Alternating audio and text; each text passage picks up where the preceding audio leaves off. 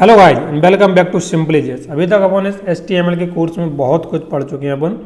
आज अपन पढ़ने वाले हैं फॉर्म के बारे में। अभी तक अपन ने इससे पहले आई फ्रेम टैग के बारे में समझा था किस तरीके से काम करता है।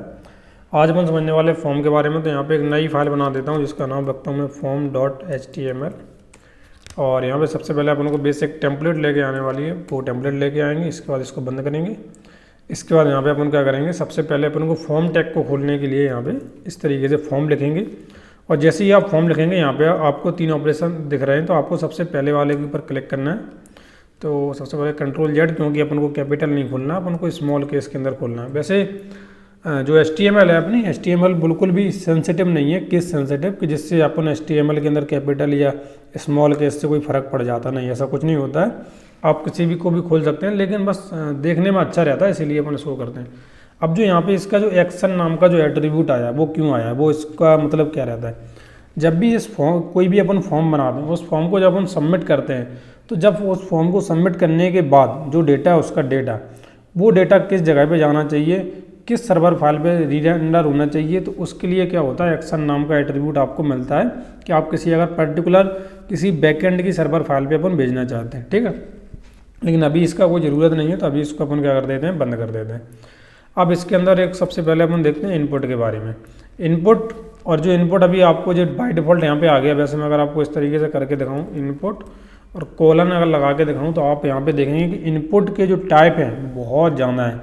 इनपुट के अंदर वेरिएंट बहुत ज़्यादा, मतलब अपने आप को ये बहुत अलग अलग तरीके से चेंज कर सकता है। जैसे अगर मैं इसके ऊपर क्लिक करता हूँ तो इनपुट टाइप बटन आ गया। और इसी तरीके से अगर मैं यहाँ पे इनपुट और यहाँ पे अगर ई लिख दूँ तो यहाँ पे ईमेल का ऑप्शन आ रहा है। तो इनपुट टाइप ईमेल आ रहा है। नेम क्या है अभी मैं समझाऊंगा थोड़ी देर के अंदर।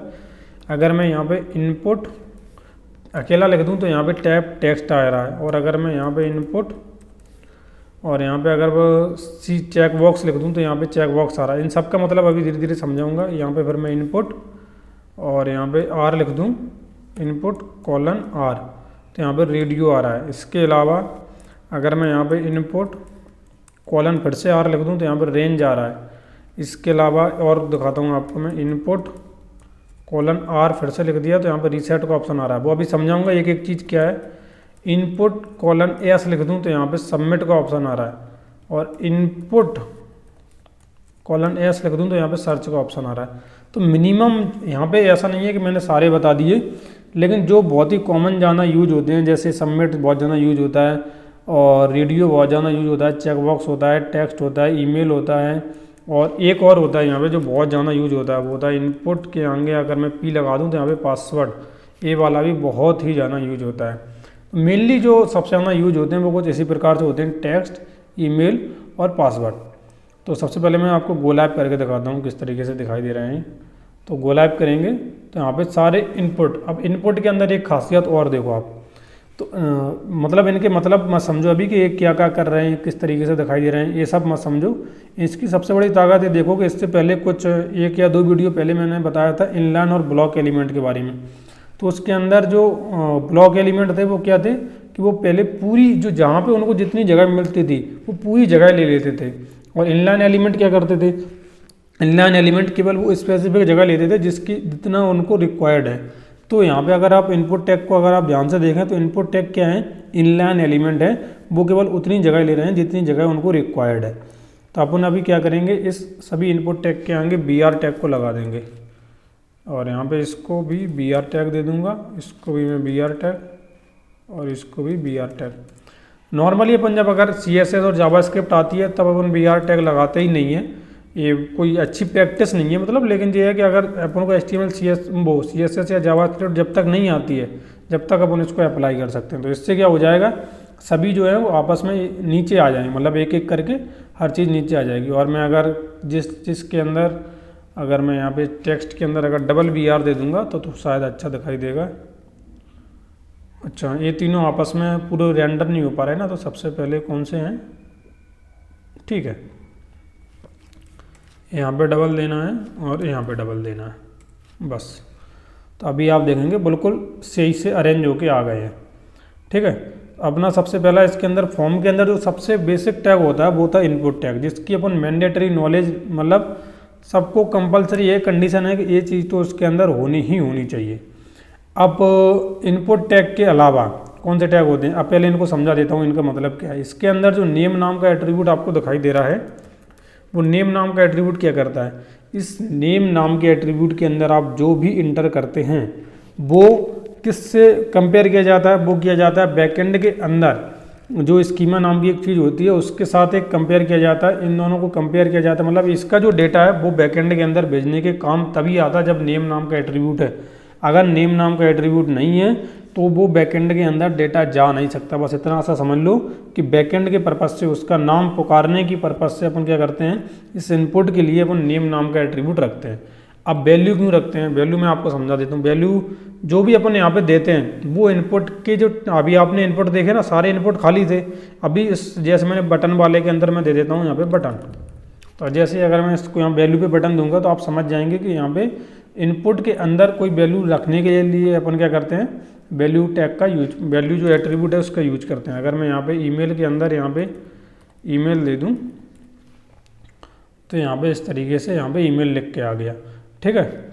और जैसे मतलब यहाँ पे सब वैल्यू सबके साथ लगा सकते हैं, कोई भी ऐसा नहीं है कि कोई भी एक पर्टिकुलर इनपुट टैग है जिसके साथ अपन नहीं लगा सकते, सबके साथ अपन वैल्यू लगा सकते हैं।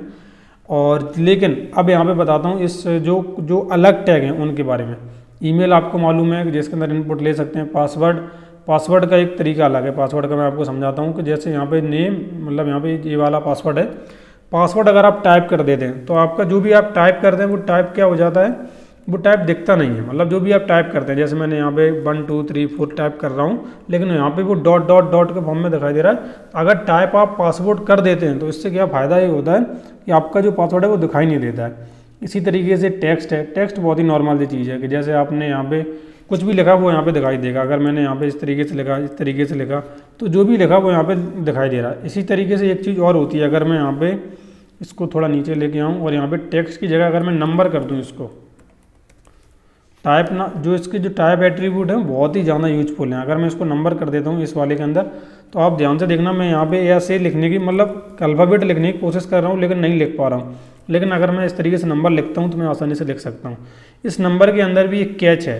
कैच ये है कि अगर मैं ई लिखता हूँ तो ई लिख सकता हूँ, बाकी कोई भी अल्फ़ाबेट पर लिखने की यहाँ पे बार बार दबाने की कोशिश कर रहा हूँ लेकिन नहीं दबा पा रहा हूँ, मतलब लिख के नहीं आ रहा है, लेकिन ई लिख के आ रहा है। ई क्यों लिख के आ रहा है, ई हमेशा इसलिए लिख के आता है क्योंकि वो एक्सपोनेंशियल कैरेक्टर को बताता है। जैसे अपन ने सुना होगा ना 10 to the power 4, 10 to the power 5, तो एक्सपोनेंशियल के लिए अपन क्या करते हैं, ई का यूज करते हैं। तो केवल यहाँ पे ई लिख सकते हैं, बाकी कोई भी अल्फ़ाबेट नंबर के अंदर नहीं लिख सकते हैं। अब इतना तो आपको समझ में आ गया होगा। इसके बाद जो मैंने यहाँ पे चेक बॉक्स के बारे में बताया, चेक बॉक्स क्या करता है, चेक बॉक्स आपको परमिशन, मतलब अगर आपने कई बार आपने देखा होगा कि आपको प्राइवेसी एक्सेप्ट करने के लिए बहुत सी वेबसाइट के अंदर अलग अलग तरीके से लगाया जाता है चेक बॉक्स। आप इसको अनचेक कर सकते हैं, चेक कर सकते हैं, अनचेक कर सकते हैं, चेक कर सकते हैं। तो इसमें कोई पर्टिकुलर ऑपरेशन अपन परफॉर्म कर सकते हैं जब आप वेबसाइट बनाएंगे, जब उसको और ज़्यादा यूजफुल और अच्छी डिजाइन तरीके से अपन कर सकते हैं। अब इस रेडियो के बारे में बताता हूँ। रेडियो का यूजफुल तभी होता है, जैसे मैं यहाँ पे एक और रेडियो लेता हूँ, यहाँ पे जो नेम नाम का एट्रीब्यूट है ना, वहाँ पे अपन को एक चीज़ सेम देनी पड़ती है। दो इनपुट टैग हैं अपने पास। इन दो इनपुट टैग के अंदर अगर नेम नाम के अंदर, ध्यान से सुनना, नेम नाम के अंदर मैंने सेम वैल्यू पास कर दी है, उसके बाद अगर मैं यहाँ पे दो मेरे पास हैं, दोनों में से अगर मैं सोचूं कि दोनों को चुन लूँ तो मैं कर ही नहीं सकता। क्यों नहीं कर सकता, क्योंकि यहाँ पे दोनों नेम नाम के एट्रीब्यूट के अंदर सेम चीज़ है। अगर मैं यहाँ पे इस तरीके से करूँ, इसको मैं कर दूँ मेल, इसको यहाँ से मेल और यहाँ पे फीमेल, और यहाँ पे इस तरीके से, अगर मैं इस तरीके से अभी कर दूँ, उसके बाद आप यहाँ पे देखो, मैं मेल को चुन सकता हूँ या फिर फीमेल को, दोनों में से किसी एक को ही ले सकता हूँ, दोनों को एक साथ में नहीं ले सकता। अगर मैं यहाँ पर जिसको जेंडर और जेंडर बंद कर देता हूँ, दोनों को अलग अलग कर देता हूँ, तो उसके बाद आप देखना मैं मेल को अलग चूज़ कर सकता हूँ, फीमेल को अलग चूज़ कर सकता हूँ, फिर उसमें कोई भी रोक टोक नहीं है। लेकिन अगर सेम नेम नाम का एट्रीब्यूट दे दिया तो आप दोनों को चूज़ नहीं कर सकते, दोनों में से किसी एक को ही चूज़ कर सकते हो। तो इसलिए अपन क्या करते हैं, इस रेडियो टैग का यूज करते हैं कि जब भी आपको मल्टीपल में से कोई एक चुनना होता है तो अपन रेडियो टैग का यूज करते हैं। बस इसके अंदर जो नेम नाम के एट्रीब्यूट है उसका अपने को ध्यान रखना पड़ता है। अब बात करते हैं इस रेंज के बारे में। रेंज बहुत ही सिंपल सी चीज़ है कि यहाँ पे आपने क्या किया, यहाँ पे आपने कोई एक रेंज डिफाइन कर दी, फिर उस रेंज के अंदर आपने दे रहे हैं कि आप यहाँ से लेके यहाँ तक आप कर सकते हैं। मतलब रेंज आप जैसे 5 से 10 के बीच में, 10 से 12 के बीच में कोई भी नंबर आप डिफाइन कर सकते हैं उस तरीके से आप। तो यहाँ पे पर्टिकुलर रेंज के लिए अपन शो करा सकते हैं कि कितनी कहाँ से कहाँ तक अपन उसके लिए करना चाहते हैं। तो इस तरीके से डायरेक्ट अपन ये बहुत ज़्यादा यूजफुल नहीं होता, मतलब नॉर्मली अपन HTML के अंदर इसका बहुत ही कम यूज करते हैं, लेकिन कभी कभी यूज करते भी हैं। और अगर मैं इसको डिटेल में समझाऊँ, क्योंकि मुझे इसके एट्रीब्यूट अभी ध्यान में नहीं आ रहे हैं, तो इनपुट रेंज एट्रीब्यूट अगर मैं लिखूँगा तो कभी कभी क्या है ना कि अपन कभी भी याद नहीं रख सकते कुछ सी भी HTML के अंदर। अच्छा हाँ, यहाँ पे मिन और मैक्स नाम से चीज़ें होती हैं, मुझे एट्रीब्यूट भूल गया था एक्चुअल में।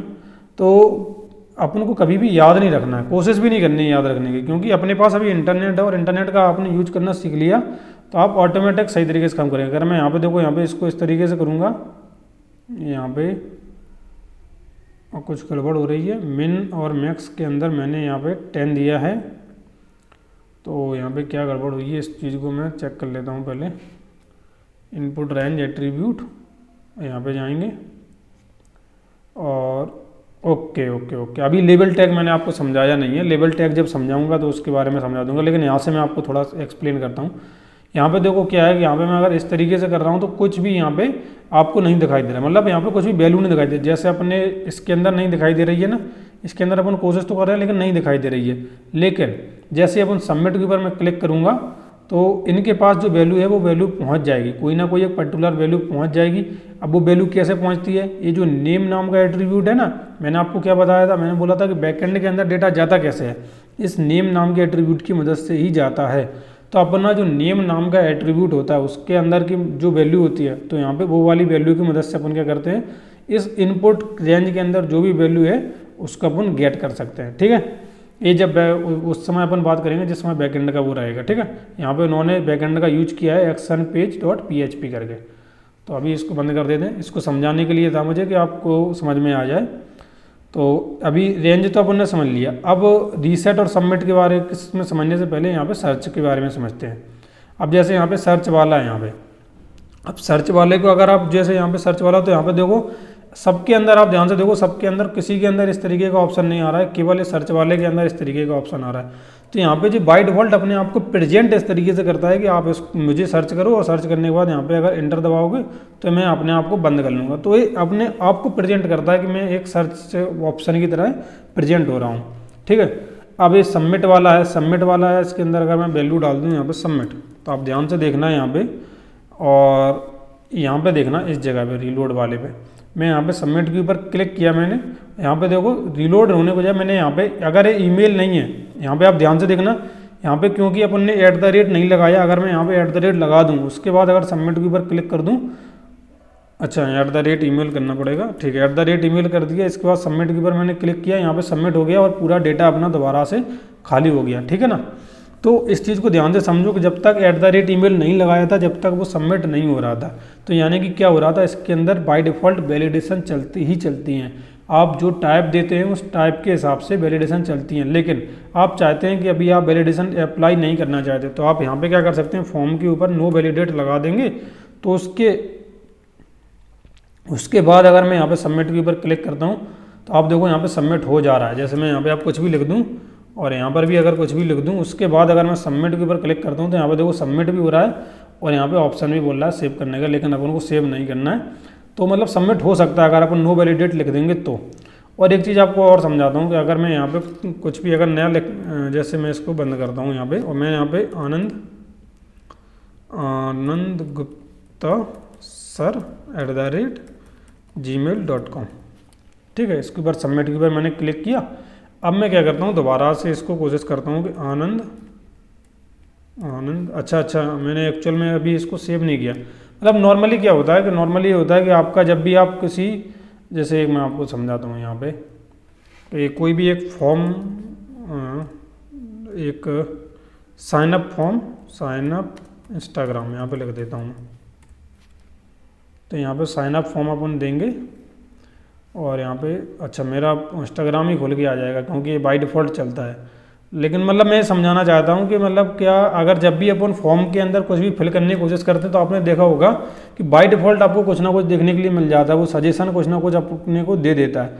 अपन अगर ऐसा चाहते हैं वो सजेशन ना आए तो अपन यहाँ पे एक टैग होता है ऑटो कंप्लीट नाम से, उस ऑटो कंप्लीट को अपन यहाँ पे ऑफ कर सकते हैं। अभी यहाँ पे नहीं हो रहा है, मतलब बाय डिफ़ॉल्ट या तो ऑफ होगा, और अगर वैसे तो ऑफ रहता नहीं है क्योंकि बाय डिफ़ॉल्ट ऑन रहता है। स्पेशली रिएक्ट जेएस के अंदर मैं बहुत ज़्यादा काम करता हूँ तो उसके अंदर तो ऑन ही रहता है हमेशा। ठीक है, इतना तो आपने समझ लिया नंबर चेक बॉक्स और सबमिट के बारे में भी। अब रीसेट के बारे में आपको समझाता हूँ। रीसेट अपने सबमिट में क्या समझा कि वहाँ से वैल्यू चली जाती, मतलब वैल्यू अपनी सबमिट हो जाती है। जितने भी नेम नाम के एट्रीब्यूट के अंदर जो भी चीज़ है वो सारी वैल्यू बैकेंड के अंदर चली जाती हैं सबमिट करने से। अब मैंने यहाँ पे कुछ डिटेल भरी, यहाँ पे कुछ डिटेल भरी, यहाँ पे कुछ डिटेल डाली, और यहाँ पर भी मैं कुछ डिटेल डाल देता हूँ, और यहाँ पर भी मैंने कुछ डाला। अब मैं यहाँ पे सबमिट के ऊपर की जगह मैं यहाँ पे रीसेट पे क्लिक करता हूँ। यहाँ पे कोई वैल्यू नहीं है लेकिन फिर भी मैं रीसेट के ऊपर क्लिक करता हूँ। मैंने रीसेट के ऊपर जैसे ही क्लिक किया, यहाँ पे देखो सारी वैल्यू खाली हो चुकी हैं, जितनी वैल्यू थी वो सारी वैल्यू अपनी खाली हो चुकी हैं। अब रीसेट का मतलब क्या हुआ ये समझ गए होंगे आप वैसे, लेकिन नहीं समझे तो बता देता हूँ कि रीसेट क्या करता है। रीसेट जितना भी आपने इनपुट के अंदर डेटा डाला है वो पूरे डेटा को रीसेट करने का काम कर देता है। अपन मैं यहाँ पे लिख भी देता हूँ रीसेट। तो वैसे तो ये नाम से ही समझ में आ रहा है कि रीसेट का है, और रीसेट भी समझ में आ गया होगा आपको, सबमिट भी और सर्च भी समझ में आ गया होगा। अब लेबल टैग के बारे में आपको समझाता हूँ। जो लेबल टैग वहाँ पे था वो क्या था। लेबल टैग क्या होता है, लेबल टैग आपको एफर्ट, मतलब बिल्कुल एफर्टलेस आपको काम करने को प्रोवाइड करा था। जैसे मैंने यहाँ पे लिख दिया बटन नहीं, इसको मैं करता हूँ ईमेल करता हूँ, और यहाँ पे लिखता हूँ ईमेल, और ये लेबल टैग मैं यहाँ से उठा के प्रोवाइड कराता हूँ इस वाले को। ठीक, लेकिन उसके लिए आपको एक चीज़ मैंडेटरी है कि अगर आप यहाँ पे 4 के अंदर जो चीज़ दे रहे हैं, 4 के अंदर जैसे मैंने ईमेल दिया, तो इस लेबल को जिस इनपुट के साथ आप यूज करना चाहते हैं, जैसे इस वाले लेबल को मैं इस वाले इनपुट टैग के साथ यूज करना चाहता था, तो मुझे इसकी आईडी के अंदर वो सेम वैल्यू देनी पड़ेगी जो मैंने यहाँ पे 4 की वैल्यू के अंदर दी है। समझ में आया? जो यहाँ पे 4 की वैल्यू के अंदर दी है तो वो यहाँ पे आईडी के अंदर देना कंपलसरी है। उससे होता क्या है, होता ये है, अब देखना यहाँ पे मैं ईमेल के ऊपर क्लिक करता हूँ। मैंने यहाँ पे क्लिक किया, मुझे बाय डिफ़ॉल्ट यहाँ पे इस जगह पे ले जाया गया। अगर मैं किसी और के अंदर ऐसा करूँगा तो नहीं होगा। मैं अगर जैसे इसके अंदर यहाँ पे पासवर्ड लिख दूँ, और पासवर्ड पे आके मैं यहाँ पे देखो क्लिक करता हूँ, मैं पासवर्ड के ऊपर क्लिक कर रहा हूँ, लेकिन मुझे इनपुट टैग के ऊपर नहीं लेके जाया जा रहा है। क्यों नहीं जाया जा रहा है? क्योंकि इसके ऊपर कोई भी लेबल टैग नहीं लगा। लेकिन इसके ऊपर मैं जैसे ही क्लिक करूँगा तो यहाँ पे बाय डिफ़ॉल्ट मुझे इस इनपुट टैग के ऊपर लेके जाया जा रहा है। तो इस तरीके से अपन क्या करते हैं, लेबल टैग का यूज करते हैं, और लेबल टैग का अपन ना बहुत ज़्यादा यूज होता है। मतलब ऑलमोस्ट आप जितने भी इनपुट टैग आप खोलेंगे अपने फॉर्म के अंदर, उन सब के साथ आपको लेबल टैग का यूज करना पड़ेगा। अब ये तो बात हो गई इसकी।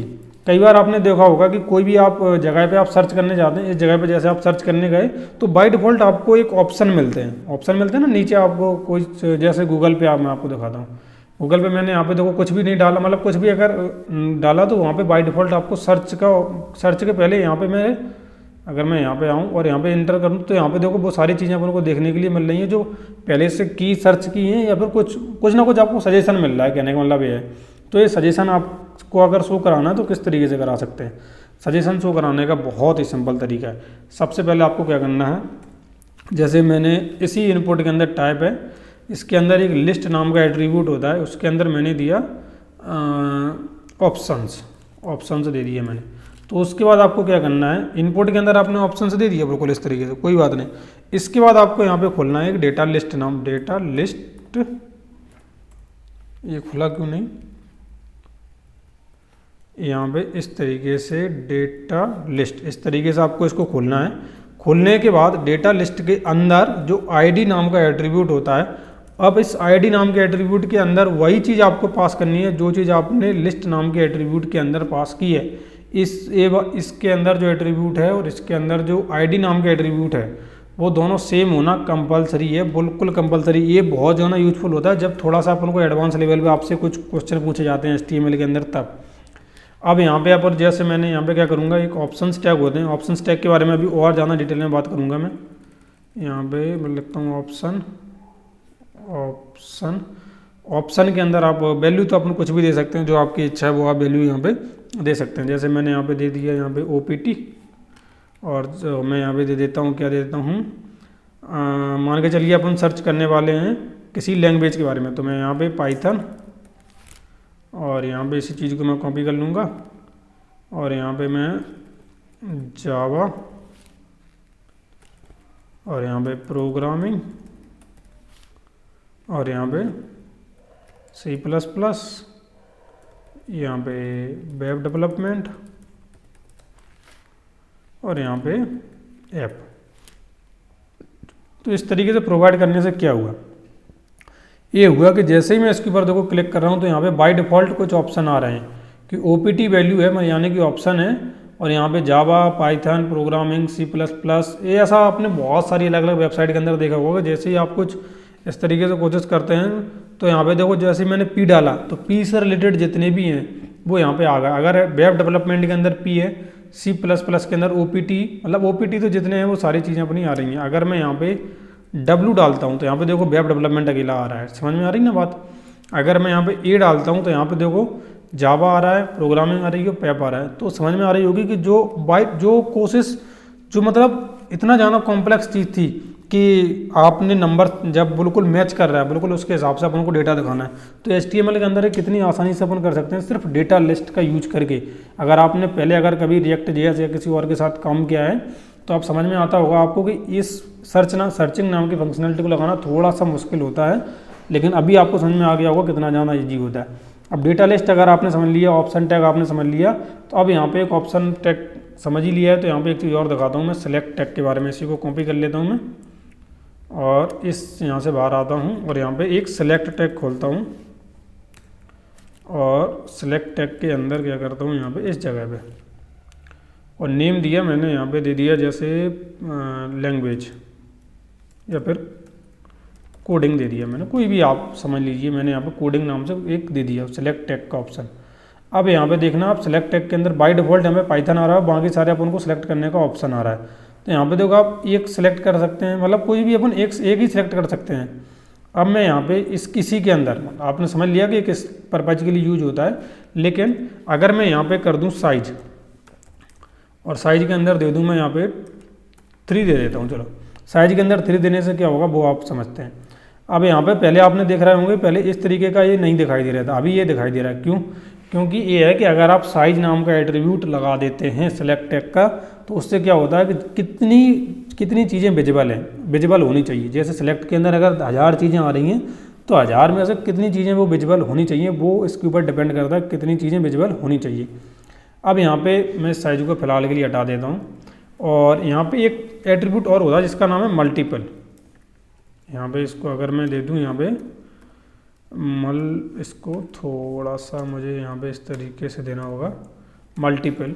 अगर मैं यहाँ पे मल्टीपल दे दूँ तो आप यहाँ पे ध्यान से देखना, मैंने यहाँ पे साइज नाम के एट्रीब्यूट को रीलोड करना पड़ेगा।